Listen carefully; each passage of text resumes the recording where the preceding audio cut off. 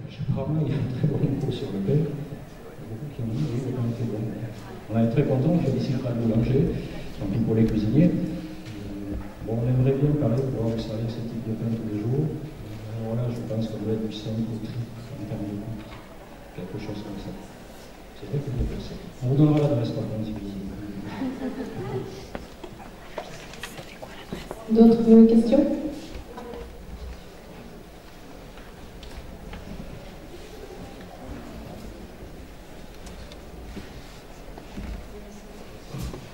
Je voudrais savoir qu'est-ce que vous faites des déchets. De tout ce qu'on ne mange pas, s'il n'y a pas des possibilités de donner à des collectivités pour... Alors ça, c'est totalement impossible en termes de législation.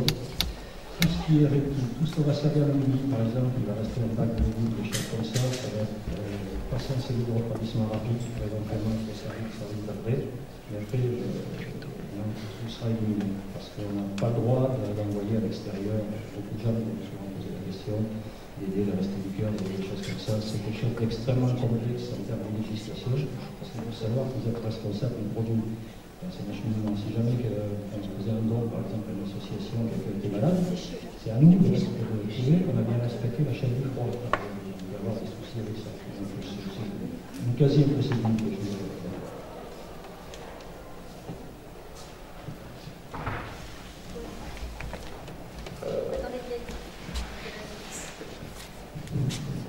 Concernant les déchets, effectivement, il est question un jour peut-être de recycler certains déchets alimentaires émanant de la cantine à l'unité de méthanisation du lycée agricole.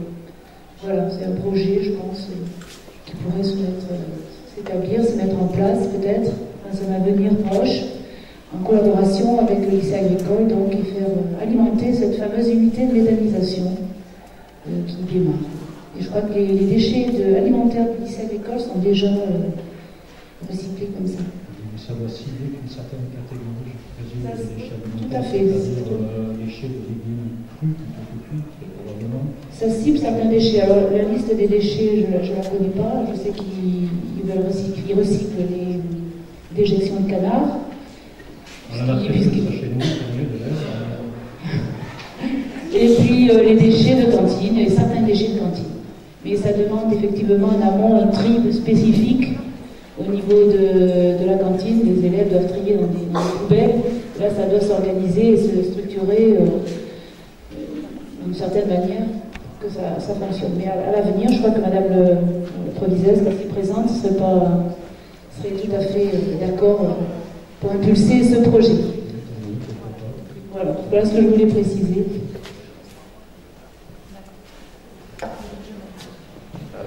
Tout ce qu'on a mangé aujourd'hui, ça vient de Dordogne, du coup. J'ai réfléchi à un fromage qui est de la Libye. J'ai réfléchi à une sauf le flambeau, non, oui, qui était une production ensemble.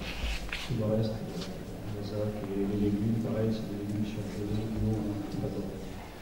J'aimerais savoir si vous avez un contact direct avec vos fournisseurs. Avec certains, il y a intérêt d'acheter local, c'est-à-dire que les gens comme Grégory de Salaison, qui nous a permis une partie aujourd'hui, des gens qu'on connaît très bien. S'il y a moins de problèmes, on peut avoir tout de suite une solution, une réponse. Lorsque vous travaillez avec des gros distributeurs d'agroalimentaire, on ne s'y fera pas, vous allez, s'il y a un souci particulier, vous allez avoir quelqu'un en service qualité. Mais il faudra remonter par l'information et vous aurez pas de retombées. L'intérêt de travailler avec des locaux, c'est que vous pouvez mettre un nom et un visage sur votre fournisseur. S'il y a moins de soucis, tout de suite une solution, disons très rapidement.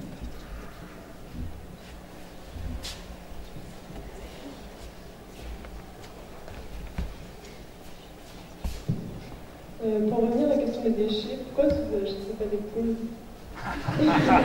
Parce qu'on n'a pas encore trouvé des élèves qui vont s'en occuper pendant les vacances scolaires. Parce que ça a tendance à manger 365 jours par an, ces petites bêtes-là. Mais à la maison, en fait, oui, ça, les gens s'y mettent, c'est une très très bonne chose.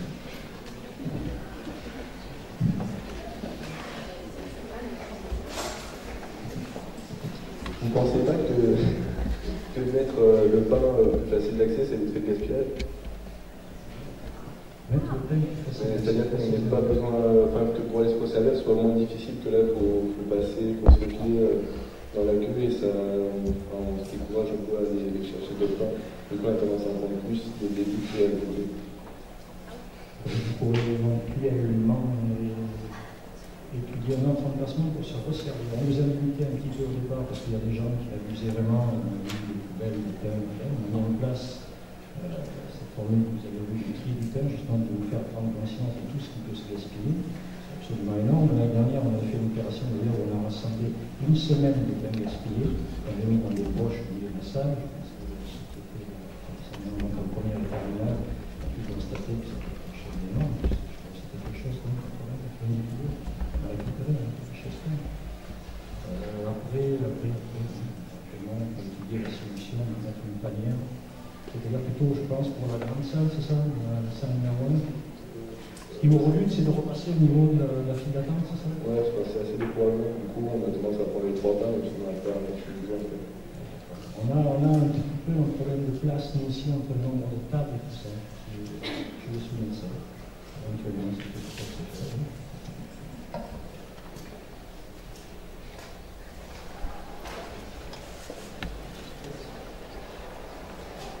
Est-ce que de votre point de vue, vous associez forcément le local avec le bio et inversement?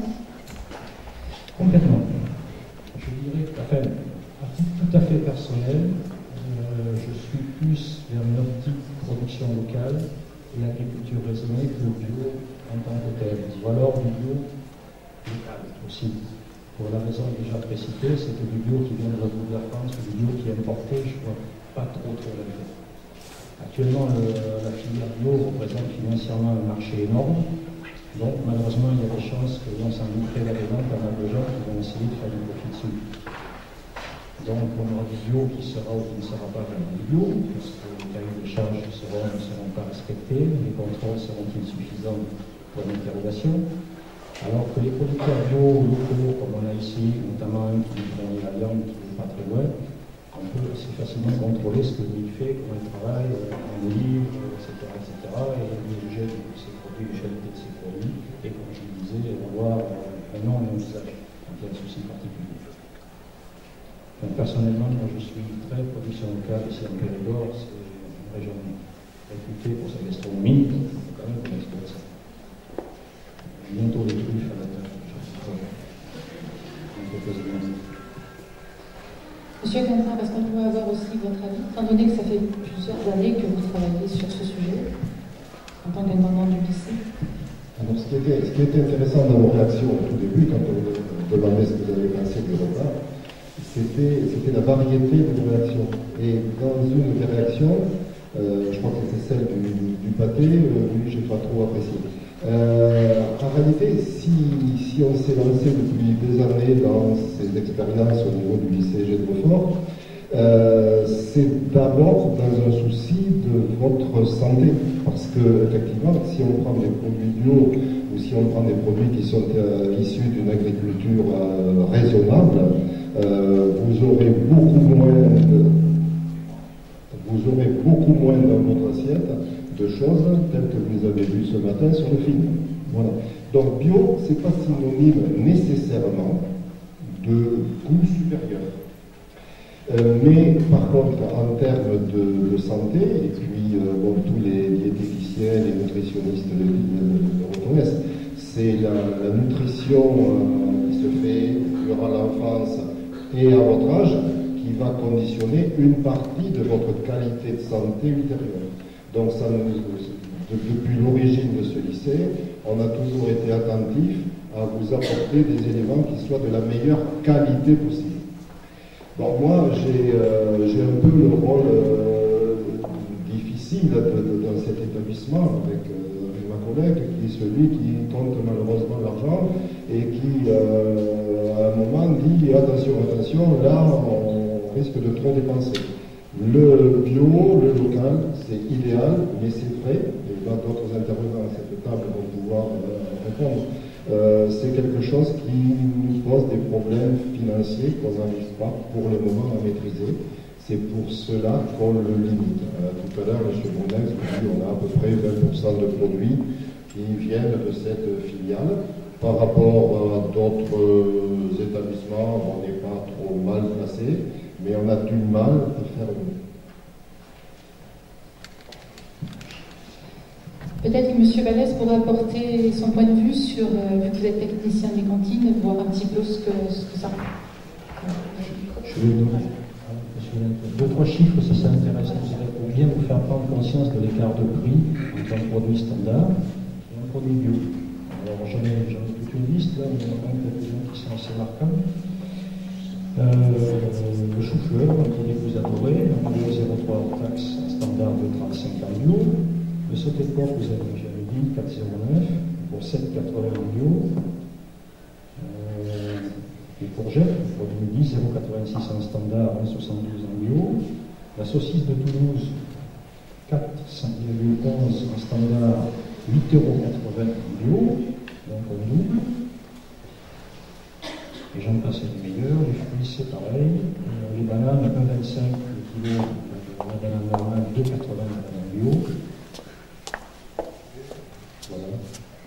Si vous avez d'autres questions, vous voyez, on passe quasiment du cercle vide. Donc, vous maîtrisez le coût, très difficile.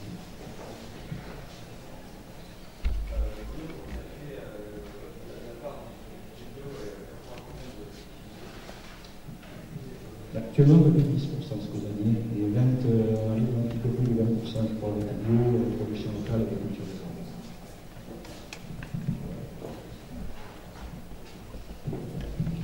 Oui, alors d'une façon un petit peu plus générale, c'est vrai.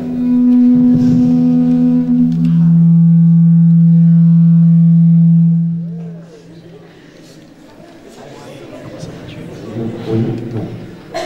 D'une façon un peu plus générale, moi, ma mission est une mission d'assistance à l'ensemble des lycées qui ont des restaurations, donc les lycées publics. Et le principe du bio, alors ça ne se limite pas qu'au bio, la vision du conseil régional, c'est pas que le bio, c'est le local, le durable, l'achat de proximité. Et le quatrième thème, alors qu'on a abordé un peu ce matin, qui est aussi fondamental en termes de c'est le produit de saison. Donc moi, ma mission, elle est d'inciter les équipes de restauration à essayer de rentrer sur ces items-là pour plein de raisons qu'on va évoquer un petit peu ensuite, j'espère. Mais c'est surtout travailler les produits de saison parce qu'on est sur des produits qui sont de meilleure qualité à un coût qui est le plus faible possible. Ensuite, la volonté du conseil régional par rapport à cette stratégie-là, c'est de structurer les filières et donc de travailler avec les fournisseurs, non pas d'une façon festive ou occasionnelle, mais plutôt travailler un produit très régulièrement, alors en variant les différents produits, mais un produit de temps en temps pour que l'acte d'échange commercial qui se fait avec le fournisseur puisse se faire d'une façon pérenne, sans mettre en difficulté le producteur et que le producteur soit en capacité de répondre à nos volumes. Parce qu'on a une autre problématique, c'est vrai que Jet Confort c'est 800 repas, mais on fournit à l'année entre 11 et 14 millions de repas par an. Donc c'est notre difficulté de couverture du territoire, avec le message, je pense que Monsieur le secrétaire expliquera ça encore mieux que moi tout à l'heure. La volonté, c'est de maintenir aussi une agriculture de proximité, locale, etc. C'est le grand principe de cette volonté régionale, c'est celle-là. Alors après, c'est vrai que l'aparté, je reviens dessus, le bio n'est pas forcément synonyme de légumes. J'ai entendu dans une des premières remarques d'une jeune fille.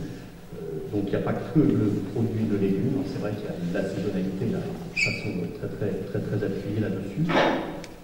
Et puis l'autre chose que je voulais dire, c'était dans la structuration de la filière, ce que les établissements ont besoin, c'est le contact et l'échange avec le fournisseur, et ça c'est vrai que c'est quelque chose qu'on essaye de développer, parce que on s'est rendu compte au début de l'opération, c'est que les fournisseurs n'avaient pas l'offre qui répondait à notre besoin, et nous, on ne demandait pas aux fournisseurs, dans le bon timing, ce qu'ils avaient en stock. Et donc on a travaillé autour de ça aussi énormément. C'est ce qu'on appelle nous, la structuration de filière. Et donc on a sur le territoire aquitain des expérimentations qui sont extrêmement diverses et très intéressantes, où on en est sur d'autres établissements. Et bien passer une commande de l'étude pour dans 3 mois et le fournisseur met en place à l'étude la plante, la mène à maturité et la vend 3 mois après. Donc là ça nous demande des des planifications et un travail extrêmement pointu et précis.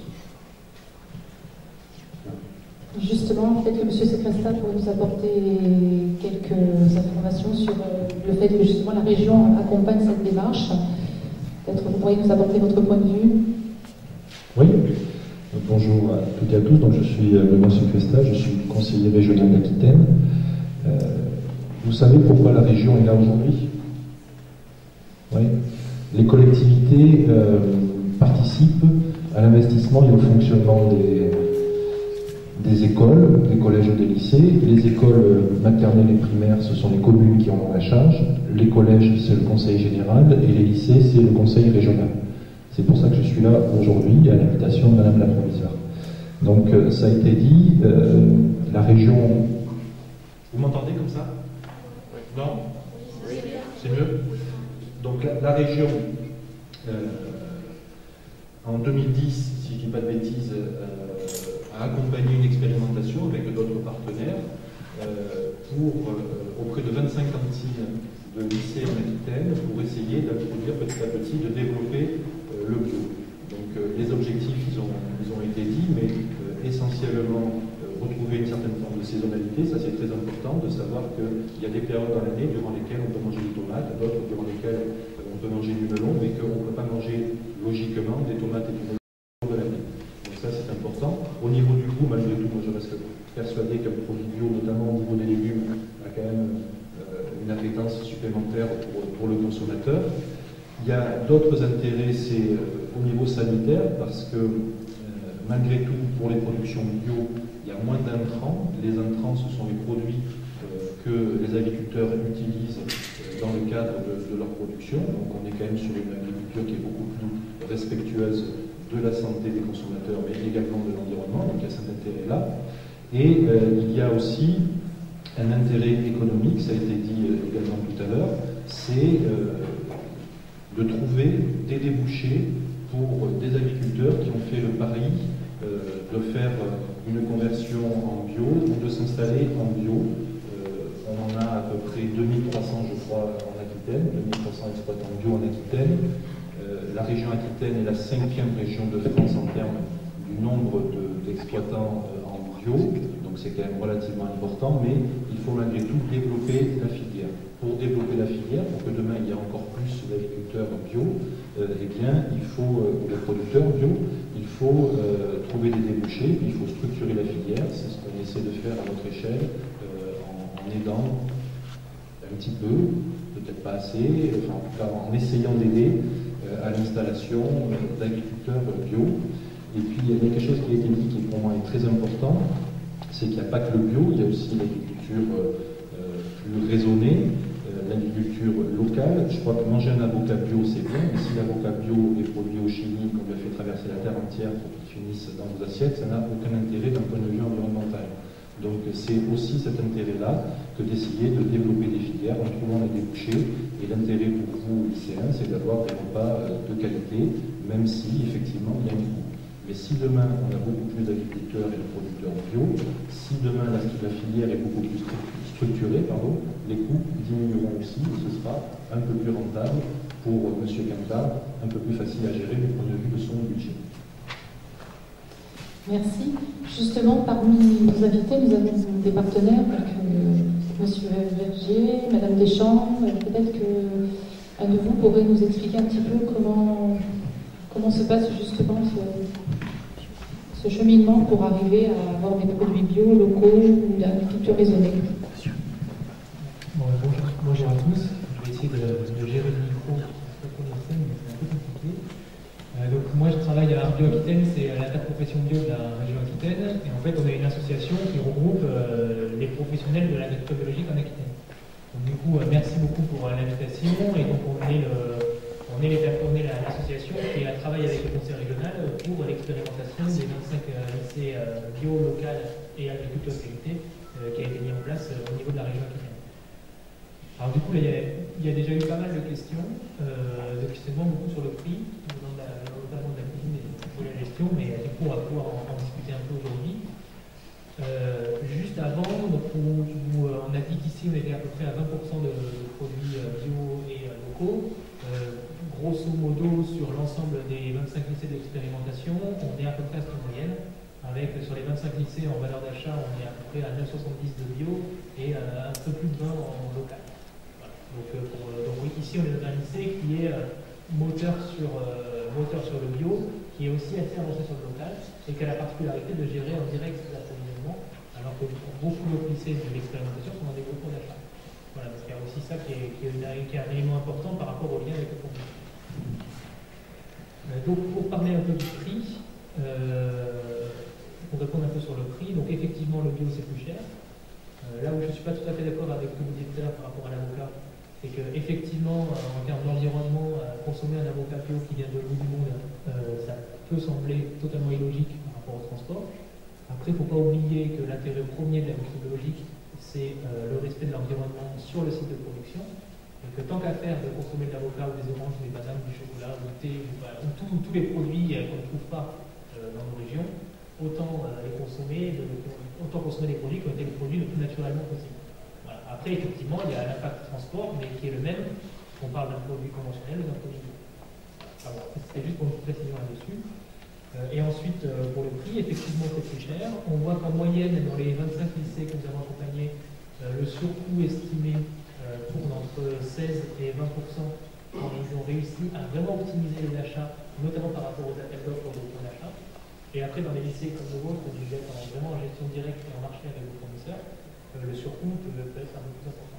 Et c'est clair qu'avec les budgets tendus, est-ce que vous savez le coût matière moyen d'un repas qui est servi en restauration collective dans les lycées qui le coût des matières premières qui servent pour faire un repas.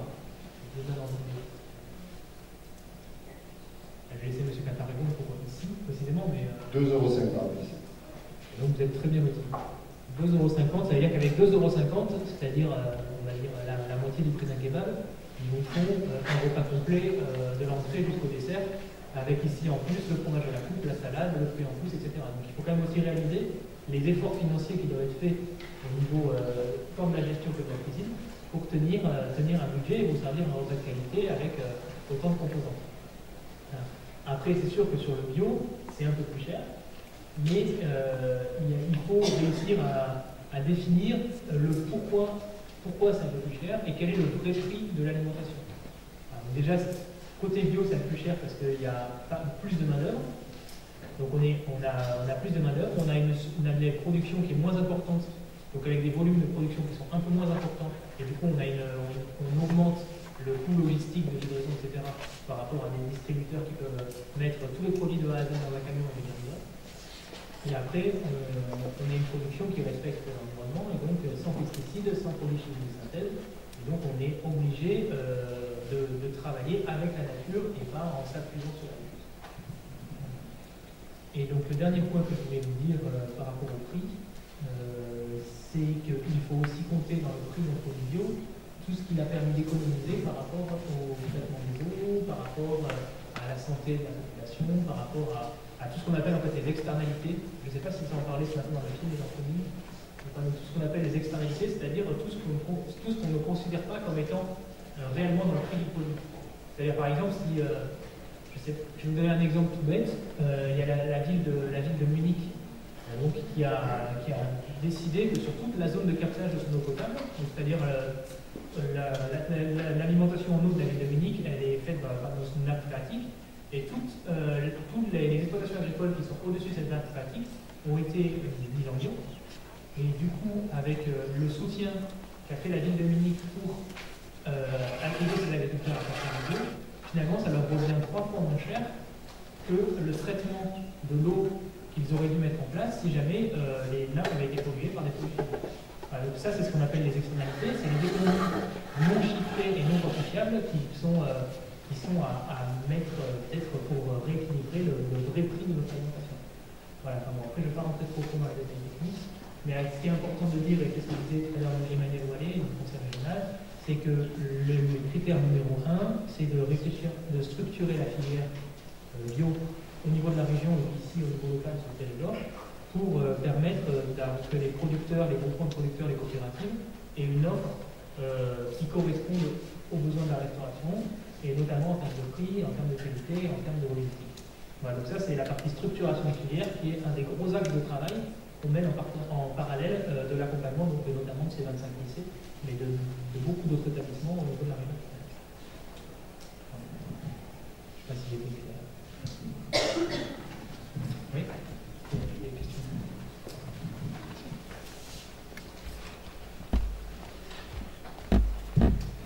Comment être sûr qu'un produit qui provient de l'étranger est-il bien bio en fait? Respecte-t-il les mêmes normes qu'ici? Oui. Alors, je vais d'abord le côté théorique. Le côté théorique, c'est que tout produit qui est certifié bio avec le logo AB ou la petite feuille maintenant, le logo bio européen, et qui est vendu en France avec le label, respecte le cahier des charges européen de l'agriculture. Déjà, ça c'est la partie théorique. Et aujourd'hui, il n'y a plus de réglementation spécifique française par rapport au bio, mais c'est une réglementation qui est à l'échelle européenne et unifiée à l'échelle européenne. Donc déjà, tous les produits européens certifiés bio ont exactement le même cahier des charges, les mêmes certificateurs et le même contrôle. Après, tout ce qui vient hors Europe, dans la théorie, ils doivent respecter le même cahier des charges pour pouvoir être commercialisés en tant que bio sur la France. Après, c'est sûr qu'on a vu notamment beaucoup dans les médias, que notamment dans certains pays, plutôt on va dire dans l'Est, à l'Est par rapport à chez nous, où il y a des fraudes, qui ont été mises en place et ça permet un peu de rebondir sur ce que je disais tout à l'heure, que l'important c'est de consommer bio, oui, mais de consommer du bio qui est issu d'une région de production locale. Après, ça veut que 100% des approvisionnements bio qui sont des grandes restaurations soient du bio qui vient de Périgord. À mon avis, c'est un peu bizarre. Il y a surtout quand on est dans un lycée ici où tous les midis vous êtes entre 850 et 1900, ce qui fait beaucoup à manger. Du coup, c'est vrai que ça fait des volumes de production qui sont assez importants. Et autant sur certains produits comme la viande, on peut facilement avoir des fournisseurs de qualité, qui peuvent les avoir volumes clients. Je pense à Prévert, à Périgord, par exemple, pour la viande de bœuf, qui est le fournisseur des médicaments. Mais sur les légumes, ça va être un peu plus compliqué. Donc là, il faut peut-être aller voir un peu plus loin et raisonner à l'échelle Aquitaine, voire sud-ouest, qui reste, à mon sens, et au sens de l'art bio, le local raisonnable pour des grosses cuisines comme ça. Et après, c'est certifié, juste pour finir sur la certification, un agriculteur bio est contrôlé une fois de manière aléatoire, enfin une fois de manière fixe chaque année, et une à deux fois de manière aléatoire pour donc vérifier qu'il respecte bien le cahier des charges.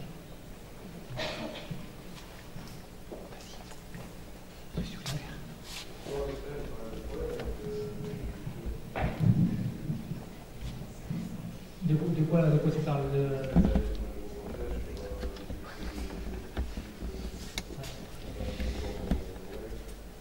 L'Espagne, c'est particulier, mais pour moi, il y a deux problèmes principaux. Le premier problème, c'est les conditions de travail. Avec il ne faut pas faire de généralité, parce qu'il y a aussi l'Espagne, c'est le premier producteur de bio à l'échelle européenne. Donc du coup, ils ont quand même des volumes de production qui sont quand même assez significatifs. Après, dans le sud de l'Espagne, il y a une région du sud de l'Espagne, en fait, où quand on la survole en hélicoptère, on voit que du plastique.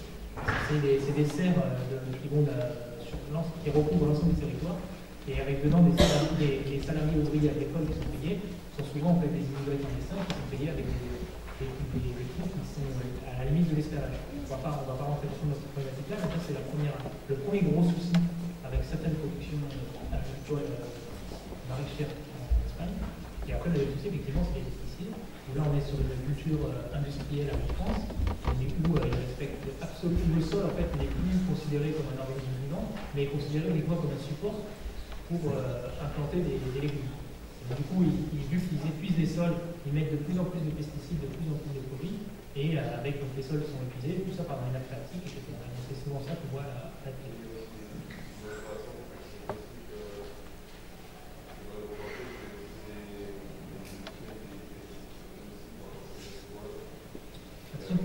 Tous les pesticides industriels sont dangereux. Après, l'objectif, c'est qu'il ne faut pas. Mon message, c'est pas de dire le bio c'est super, le reste c'est nul, surtout pas. Il y a plein d'agriculture, il y a de l'agriculture ultra intensive qu'on va dénoncer, comme ce que tu dis au niveau du sud de l'Espagne. Et là, effectivement, quand on consomme, tout n'est qu'une question de raison. Si on consomme beaucoup et qu'on abuse des intrants, forcément, ça va avoir des conséquences environnementales et pour la santé humaine désastreuses. Après, il y a beaucoup d'agriculture et d'agriculteurs aujourd'hui qui sont qu'on appelle l'agriculture raisonnée, et où, d'ailleurs je pense qu'on pourra en parler après, et où là l'utilisation d'intrants chimiques est raisonnée au minimum pour garantir une bonne production et un coût environnemental et des dégradations environnementales minimum. Du coup, il ne faut pas tout mettre dans le même panier. Il y a effectivement des très industriels, et après il y a quand même la majorité des agriculteurs. Il y a les bio qui sont aucun pesticide, et après il y a la majorité des agriculteurs aujourd'hui qui raisonnent leurs intrants pour limiter au maximum la pollution et les enjeux sur la santé.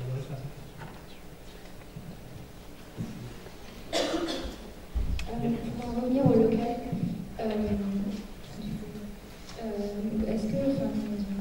comment est-ce qu'on peut qualifier un produit comme local en termes de superficie, de territoire? Où sont les limites d'un produit local?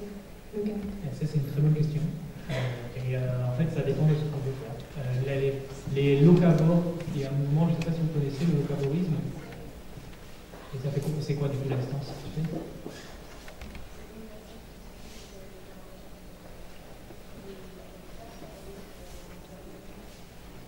Non, ça c'est plutôt les AMAP, ça. Alors, le locavorisme, c'est des personnes qui décident de consommer l'ensemble de leur alimentation dans un rayon de 200 km.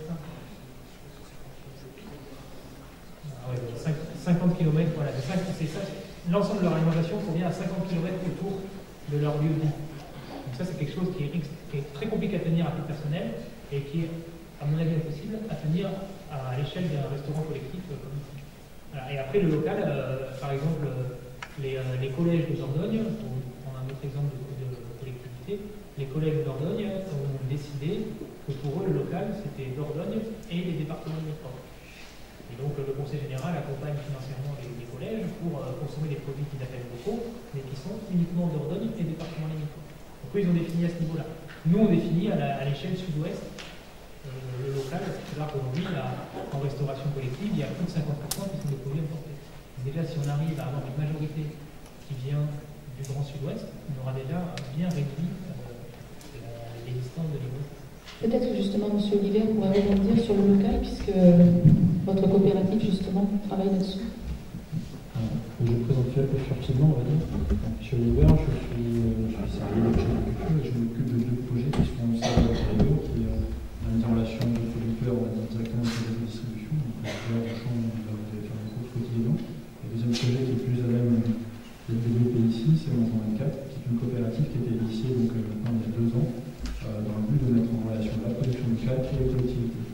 Un petit historique, en fait, c'était à la demande du Grégoire Noir, sur le Serradé, parents d'élèves qui souhaitaient justement pour leurs enfants, même pour vous, d'avoir une chaîne, on va dire, un moyen de pouvoir valoriser les produits du département et de faire forcément manger leurs enfants avec. Donc depuis maintenant 2 ans, on a abordé sur la région serradaise. On s'est rendu compte qu'il y avait une réelle volonté de la région elle-même et des parents d'élèves, et qu'il y avait aussi une demande à l'extérieur sur tout le département. Donc voilà pourquoi aujourd'hui, déjà on collabore avec Gédefaux. Donc on parlait tout à l'heure de local. En effet, le bio c'est une belle chose. Je suis convaincu que c'est important que ça se développe sur le département, sur la France, enfin dans l'ensemble de l'Europe. Mais c'est vrai qu'aujourd'hui, on a des problématiques qui sont assez complexes sur le département. Parce que tout simplement, en effet, il y a bio, il n'y a pas bio, il y a un raisonné, il y a des coûts écologiques, le carbone. Donc tout ça est à prendre en compte. Donc nous, on a plutôt dire, en agriculture, on produit raisonné, concrètement. Donc on essaie d'apporter le plus d'éléments aux collectivités du département sur des productions locales, aussi bien sur le maraîchage que sur du bovin, du laitage. Donc on a un ensemble de producteurs, parce que nous on est quand même chambre d'agriculture, donc on est au quotidien proche de la production locale. Et le but c'était de pouvoir simplifier la tâche auprès des collectivités, parce que le jour d'aujourd'hui, je pense que M. Quintard peut le dire, c'est pas toujours facile d'aller faire la recherche de produits locaux, il faut du temps, il faut la gestion derrière, parce qu'il faut savoir que lorsqu'on se fait approvisionner par votre aliment local, je pense que ça donne un travail monstrueux, parce qu'on se fait livrer 7-8 fois par 8 producteurs différents, ça fait autant de facturation derrière. Donc, d'où pourquoi il y a ce projet Mangeons 24, c'était d'apporter un ensemble, un vivier de production locale sous un format très simple en fait auprès des collectivités. Donc la difficulté elle est où? C'est que tout simplement, il y a des problèmes de logistique. Aujourd'hui, on a un département qui est assez complexe au niveau des réseaux routiers, donc pour pouvoir centraliser tout ça, c'est assez compliqué. Il y a aussi des problèmes de production. Par le bio, en effet, on essaie de le mettre en avant au maximum, mais après, c'est vrai que malheureusement, le bio est encore plus complexe que le conventionnel, donc on n'a pas forcément une offre régulière au quotidien. Donc pour les collectivités, on parlait tout à l'heure, c'est pas facile de proposer un menu constant ou de vendre sur restaurant comme salade bio tout au long de l'année, c'est très compliqué, c'est quasi impossible, on va dire, si c'était un département, par exemple. Après, sur d'autres régions, on peut y arriver. Donc voilà un peu comment nous on aborde ça à Chambre d'Agriculture. Donc on a essayé d'aborder ce sujet local, parce que nous, en gros, c'est vraiment local, et qu'on essaie de mettre en relation les collectivités avec la production locale. Donc, à savoir aussi qu'à côté de ça, on essaie d'apporter des solutions au niveau, parce qu'on est toujours Chambre d'Agriculture, par rapport aux besoins. Je pensais qu'il y avait besoin au niveau des collectivités. On n'a pas forcément de production, c'est le cas, on a un département très pauvre au niveau de maraîchage, enfin très pauvre par rapport à d'autres voisins de Garonne. Donc on essaie d'initier via des projets en partenariat avec la CAP notamment, tel que Chambon, où c'est on met à disposition des terres en partenariat avec la Chambre d'Agriculture, avec les séricoles aussi, de réinitier des besoins, c'est-à-dire qu'on a fait une analyse, si vous voulez, sur ce que le département aurait besoin au quotidien, sur une année globale, en maraîchage, la gamme que vous connaissez, que ce soit des fruits et légumes, enfin des fruits, des tomates, salades, ainsi de suite, de façon à pouvoir dire voilà, sur le département, nous avons besoin de temps chaque année de production et comment on peut faire en département justement pour arriver à réinitier ce besoin et éviter d'aller chercher plus loin. Donc ça fait ici il y a peu de temps sur le projet Chambon et je pense que tu peux peut-être en parler plus que moi, parce que tu as continué à ce sujet. Le projet, bonjour, mon analyse d'échange, je fais plutôt la partie technique avec les producteurs, donc plus tout ce qui est plan de culture, date de semis, de plantation, justement pour pouvoir produire pour les écoles ou autres. Puisque les producteurs en dehors dits locaux, alors bio conventionnels, ont déjà démarché et jusqu'à présent n'avaient pas forcément démarché la restauration collective. Donc pour eux, c'est des produits en plus, des surfaces en plus, et souvent les surfaces en plus, c'est difficile à avoir. Donc depuis 2 ans maintenant, on travaille avec la CAP sur un projet qui va prendre naissance sous peu, normalement, sur le site du Chambon, où c'est 16 hectares de terre où vont être installés des maraîchers.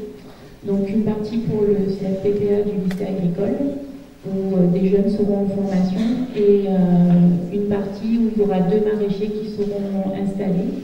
Alors soit sous un système de parrainage, ils auront des parcelles pour s'essayer, entre guillemets, et des maraîchers qui seront là à temps complet.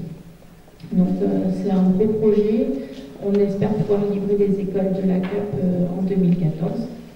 Donc voilà. Mais d'un point de vue, Antoine disait tout à l'heure, les produits bio, c'est sans pesticides. Alors c'est vrai qu'il y a quand même... il y a quand même quelques produits qui sont utilisables en bio. Moi, je suis des producteurs bio et des producteurs conventionnels. Un producteur notamment en fraises. Donc, j'ai 2 jeunes qui se sont installés la même année, qui ont les mêmes contraintes. Et c'est vrai que si on utilise aussi en bio les moyens qui sont mis à notre disposition, c'est-à-dire avoir des grands tunnels, utiliser les plastiques, déjà au niveau main-d'œuvre, on réduit les coûts. Et au niveau pesticides, il faut savoir qu'en bio, on a le droit à certains produits. Bien sûr, on essaie au maximum de ne pas les utiliser, mais c'est vrai que moi, j'ai un producteur bio cette année, on a été obligé de passer un produit qui est homologué en bio. Et ça a sauvé la culture. Donc après, voilà, c'est pour ça que nous, on préfère à la Chambre parler vraiment des produits locaux. C'est pas du tout pour mettre en concurrence nos producteurs. Nous, ce qu'on cherche à faire, c'est aussi à ce qu'ils vivent de leur métier et pouvoir installer des jeunes après avec des études économiques qui tiennent la route et qui en vivent de leur production. Donc c'est pour ça qu'il ne faut pas, bio ou local, moi je dirais bio et local, mais local conventionnel, bio, c'est pareil quoi.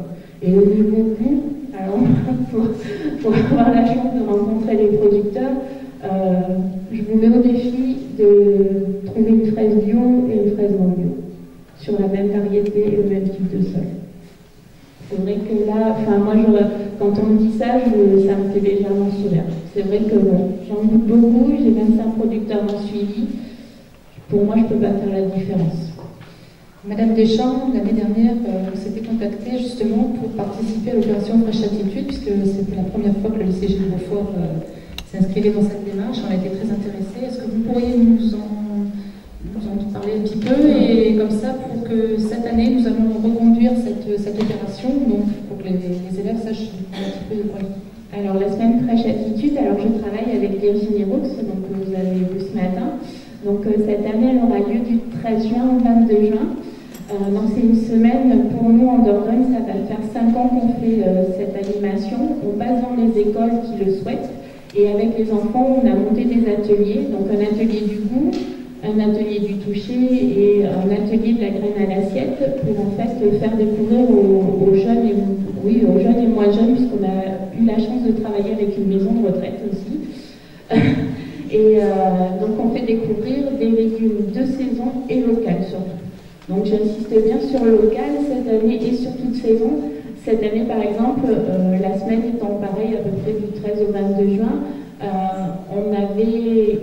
on souhaitait mettre du melon, et au vu du climat que nous avons eu au printemps, le melon a eu du mal à mûrir, donc je n'ai pu avoir du melon de chez un producteur du Brantômois que dans une école, parce que le melon est arrivé le jeudi, et voilà, je faisais cette intervention-là. Donc vraiment, la Fraîche Attitude, c'est pour aussi vous faire aimer les fruits et les légumes.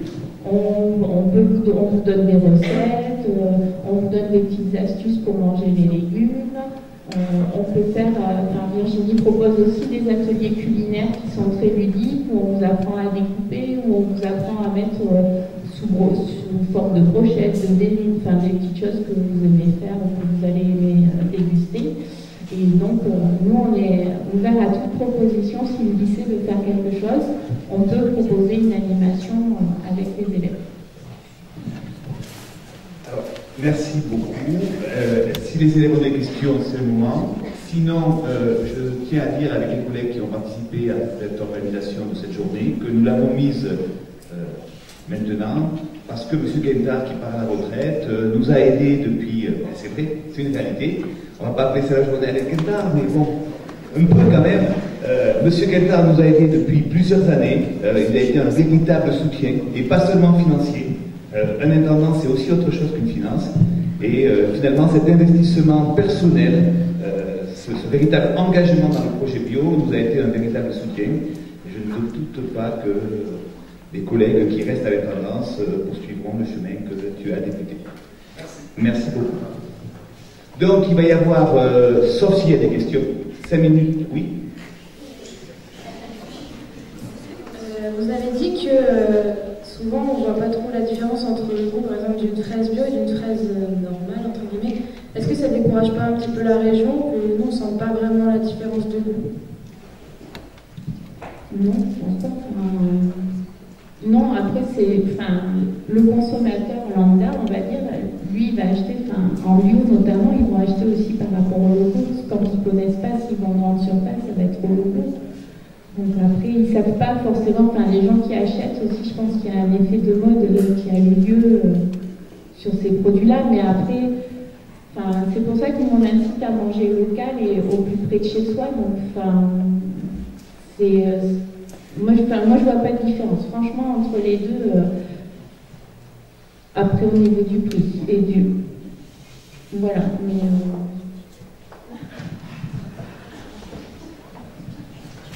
En fait, cet exemple-là de la fraise est hyper intéressant parce que ça ramène encore une fois à qu'est-ce que c'est que la méthodologie et qu'est-ce que c'est l'intérêt de la méthodologie. Parce que pour moi, effectivement, entre un produit de qualité IGP, fraise du Périgord, entre un produit de qualité non bio et un produit de qualité bio, en termes de goût, c'est évident que la différence est difficile.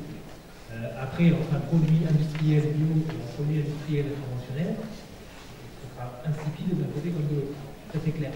Après, ce qui est important, c'est que la méthodologie, l'objectif, c'est la préservation de l'environnement et la préservation de la santé. Et donc on n'est pas sur une... il peut y avoir, et encore heureux, et c'est super, une plus-value sur le goût quand on est sur des produits de qualité, mais qui est la même chose avec des produits de qualité conventionnels. Mais l'objectif de la phytologie, c'est la préservation de l'environnement et la préservation de la santé humaine. Et ça, c'est quelque chose qu'il faut vraiment recentrer.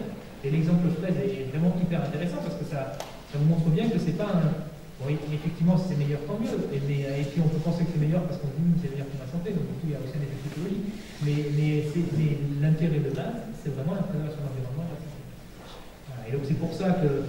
Bon, après, je vais vous laisser répondre, mais c'est l'objectif. C'est pour ça qu'avec la région, on travaille aussi sur la bio, mais pas que sur la bio. Et que le programme expérimental qui a été mis en place au niveau de la région Aquitaine avec nous, avec la bio Aquitaine, c'est à la fois sur des objectifs d'introduction de produits bio et de produits locaux de soutien de l'agriculture. Merci beaucoup. Donc ça fait la transition avec la deuxième table ronde qui sera sur bio et agriculture raisonnée en Dordogne, comment manger local pour raisonner durable. Donc il y a 5 minutes de pause pour les élèves.